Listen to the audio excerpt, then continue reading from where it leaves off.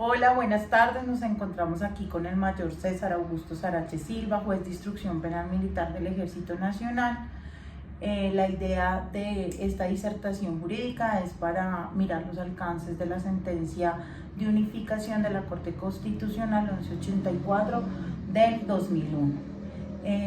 Buenas tardes, mayor. Doctora, muy buenas tardes, ¿cómo está? Bien, mayor, la idea es hacerle una pequeña pregunta para que usted nos muestre qué hace la justicia penal militar cuando hace un análisis de competencia para saber si el caso es o no es de nosotros, saber cómo utiliza esos criterios que la Corte dio a partir de esta sentencia mencionada y cómo lo utiliza, sobre todo porque trae dos temas bien importantes, que es el del principio de juez natural y el de posición de garante institucional.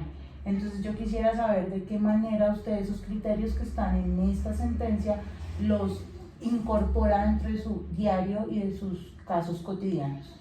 Doctora, muchísimas gracias por la invitación.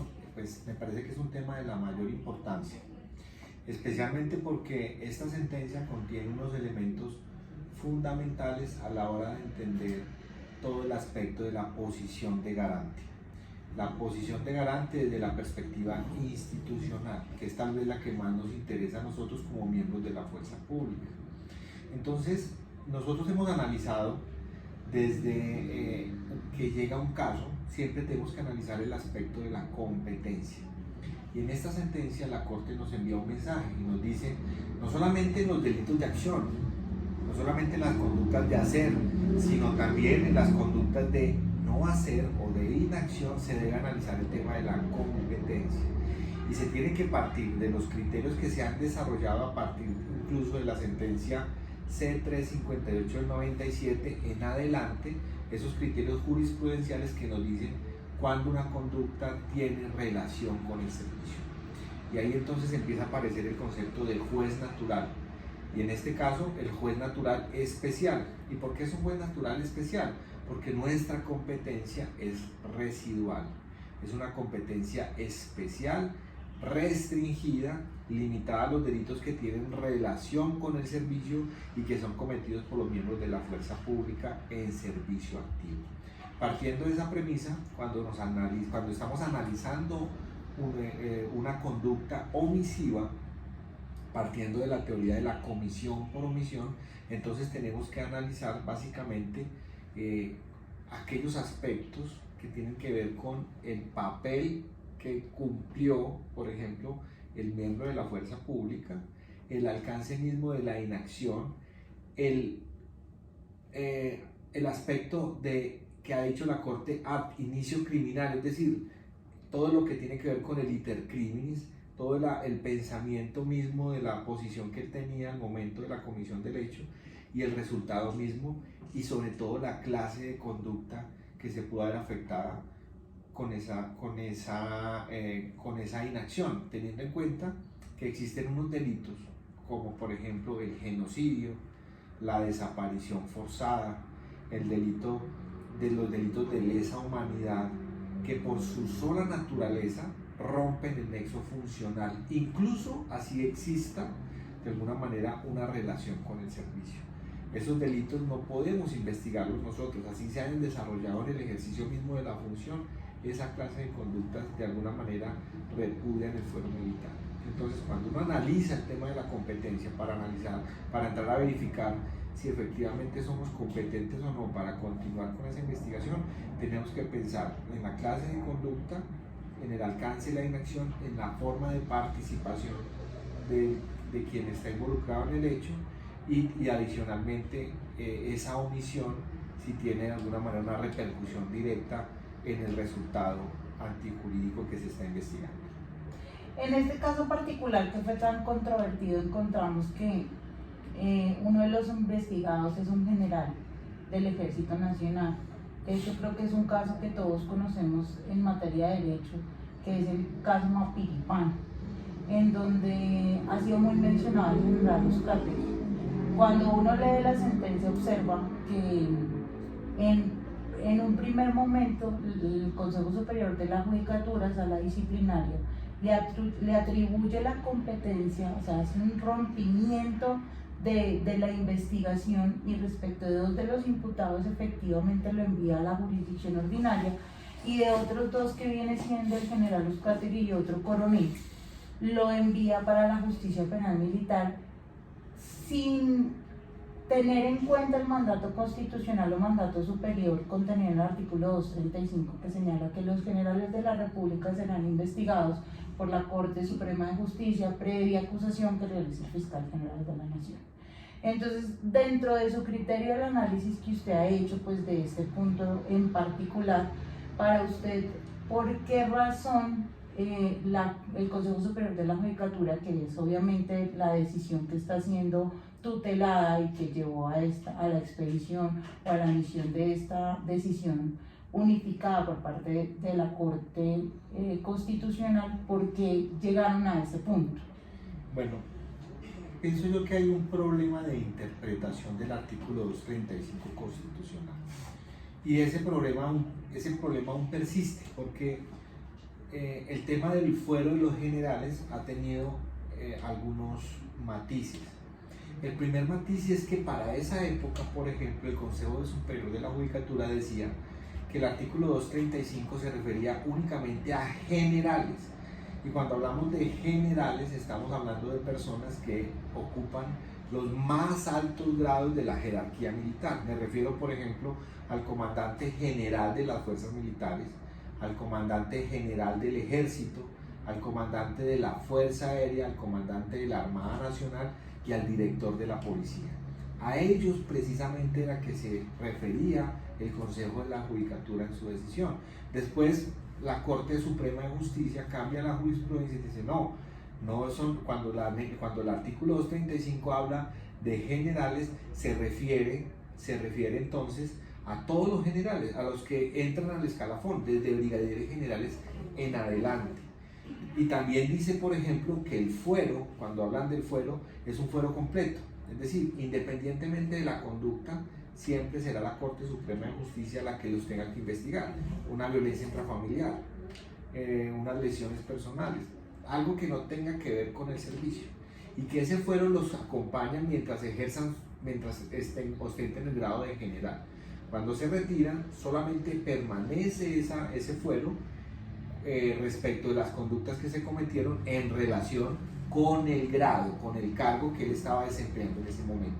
Entonces, ha habido mucho vaivén. En este caso, básicamente, lo que dice la Corte Constitucional es, o lo que hizo el Consejo de la Judicatura, mejor, que tumbó la Corte Constitucional, es decir, mire, como quiera que la conducta que usted general cometió tiene relación con su función, con el servicio para el cual usted ha sido nombrado, esa conducta tiene que ser investigada por la justicia militar.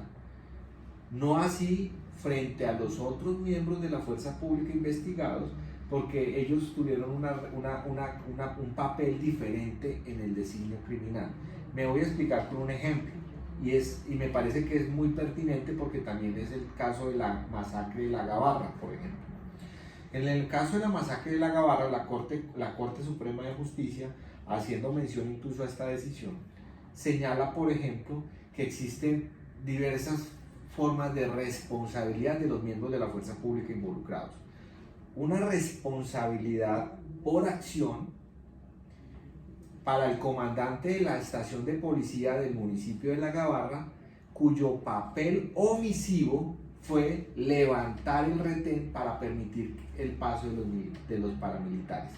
Pero en ese caso, a esta persona se le endilga la conducta, no por omisión, o no por comisión o por omisión, o no por posición de garante institucional, sino porque su papel en el designio criminal fue una actitud omisiva. Es decir, a él se le investigó por coautoría. Su papel criminal fue levantar el retén. Mientras que otro teniente que se encontraba en la zona, y esta vez del Ejército Nacional, sí lo investigó y lo juzgó por la comisión por omisión, porque él tenía la posición de garante institucional respecto de la población, y su deber era ir a evitar que ese hecho se hubiera presentado, o sabiendo que se estaba presentando, ir a proteger a la población civil. Esa era su función. Entonces, por eso la Corte hace esa distinción. En el primer caso, su designio criminal, su papel criminal estaba en realizar una conducta omisiva. Esa era su función, por eso es coautor de la masacre. Usted también responde penalmente, pero es que yo no disparé, no hice ni un disparo en ese lugar, no, pero usted tenía el deber jurídico de impedir el resultado, y ese resultado usted no lo hizo partiendo de su posición de garante institucional, porque era su deber, porque usted pertenece a una institución en la cual su función principal es garantizar la vida, honra y bienes de la población civil, protegerla precisamente de actuaciones criminales como las que acontecieron en esa masacre, y en ese contexto usted tiene la obligación y la responsabilidad de evitar ese resultado, y por eso responde a título de comisión por omisión. Ya. Mayor, una última como pregunta o interrogante que me surge. En el momento en que usted realiza ese análisis de competencia en los casos, pues claramente en los de homicidio, ¿le ha servido cada uno de los criterios que la Corte unificó en esta sentencia?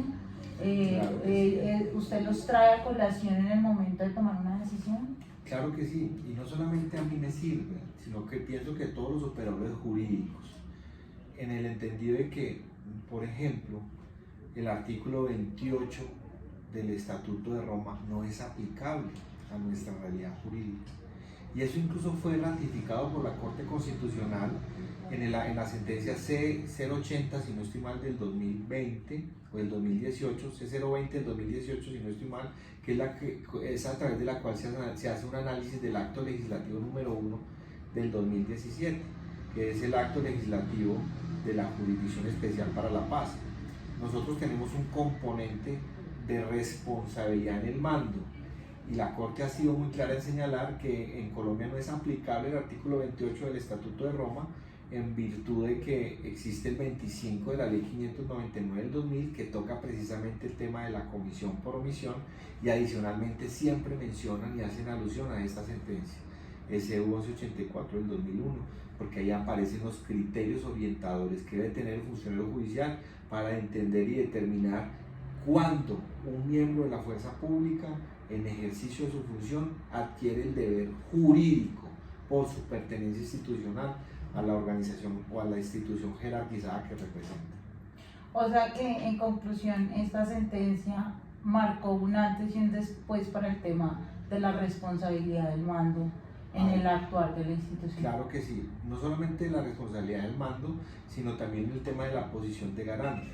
Ese concepto del artículo 25 del Código Penal, por ejemplo, eso viene de la doctrina alemana. Eso es un tema eminentemente funcionalista, porque se le está deprecando su responsabilidad por temas de rol, y en ese sentido nosotros no hemos tenido una tradición muy importante respecto de ese tema. Entonces esta sentencia contribuye mucho a entender esa responsabilidad, no solamente de los máximos responsables partiendo de los criterios que tiene la JEP, sino también hasta del policía, que puede ser obligado a responder penalmente por un hecho cuando sea evidente su inacción en el cumplimiento de su deber jurídico.